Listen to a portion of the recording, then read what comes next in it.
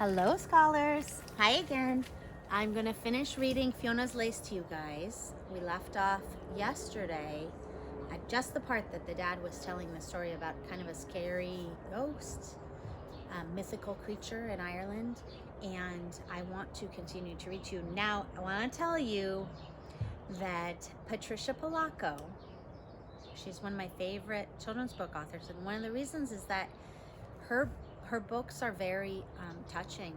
She has words that really, really connect. And so every time I read her books, I usually shed a little tear. So I might do that today. You never know. You never know what's going to happen.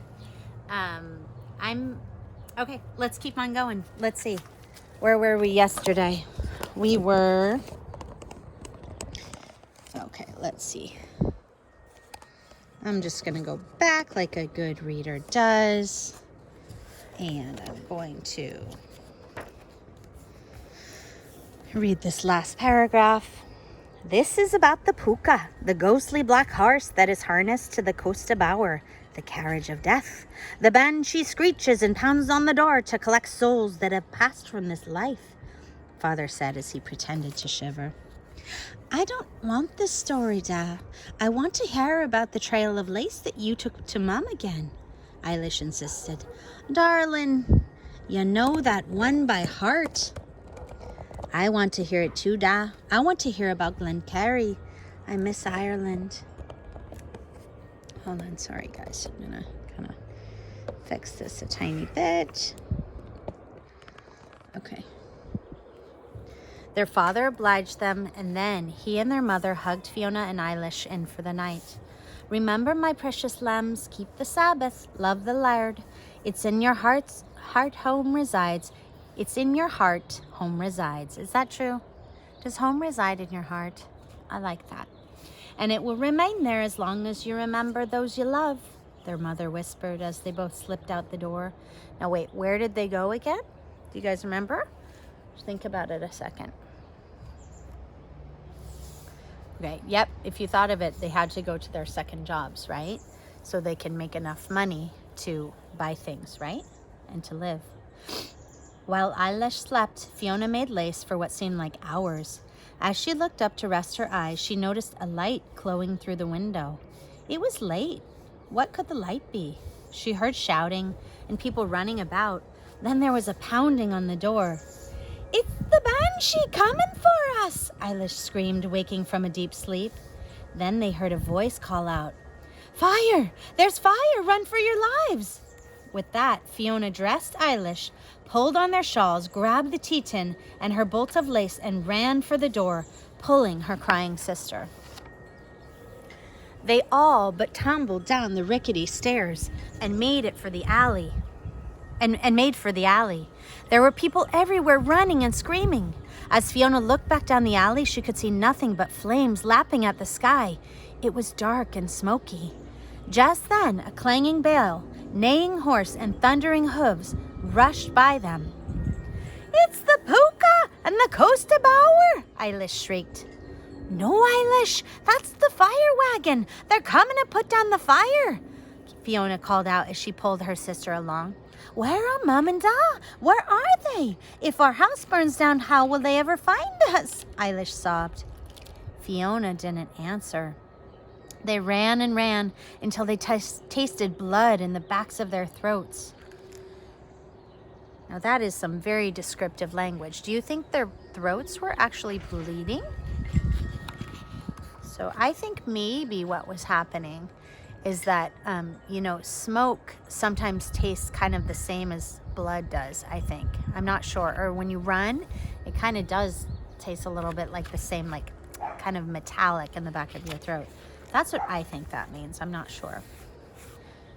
Where are we going, Fiona? Where? Eilish panted.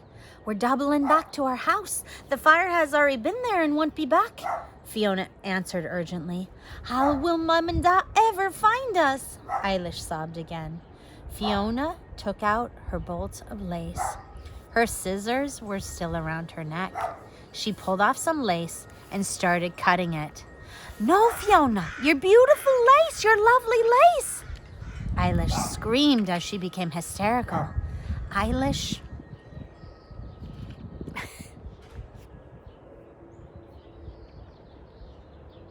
At least you can't see me when I'm crying. Eilish, this is the only way. We'll leave a trail of my lace. That's how Mom and Dad will find us, Fiona said softly, trying to comfort her sister. Just as Fiona tied her last piece of lace to the doorway of a basement, she and Eilish crawled in. They huddled there together for hours through the darkness of the night. From time to time, Fiona thought she heard voices, but then they'd get faint and disappear. At morning's light, Eilish started to cry again. Mom and Dad should have found us by now. They should have, she insisted through her sobs. The trail of lace will bring them right here to us. I know it, Eilish. I know it. Fiona tried to comfort her. What if they perished in this awful fire? There's nothing left of Chicago, nothing. Eilish sobbed even harder. It was exactly at that moment they heard a familiar voice. My lambs, my wee little lambs. It was their mother.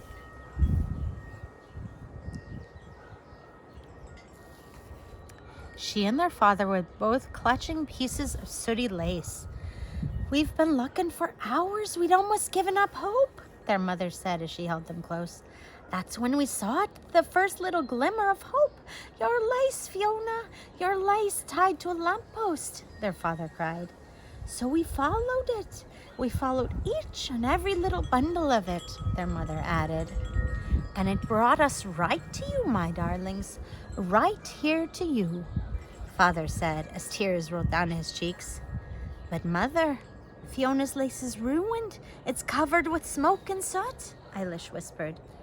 No, darling, this is our most beautiful creation, soot and all, for it saved you both, and us as well, their mother cried as she held them close. We and generations after us will cherish this lace, Fiona. We'll cherish this lace, Fiona. Always, always, the father exclaimed.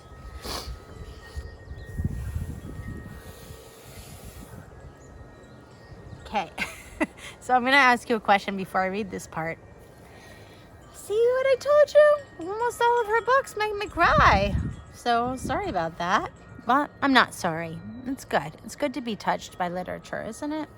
So here's my question for you before I read this. My question is, in this book, Fiona and Eilish kind of repeated a story from their parents' lives.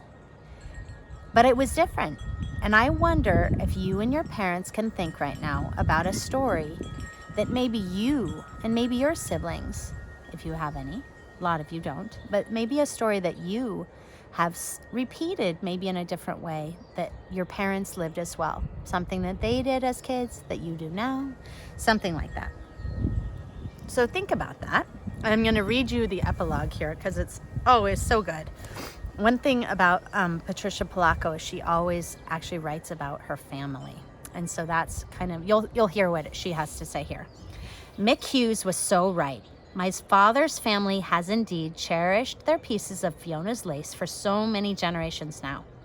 Most of the brides in my father's family wore it in their veils or carried it in their bouquets or pinned it next to their hearts on their wedding gowns. I keep Fiona's lace framed in an honored place in my home, but actually it fills a hallowed place in my heart. Hallowed is like sacred, right? For every time I walk by it or gaze upon it, I think of my darling father, his mother, my aunties and uncles, the wee people in the spirit of Ireland that all of them embodied.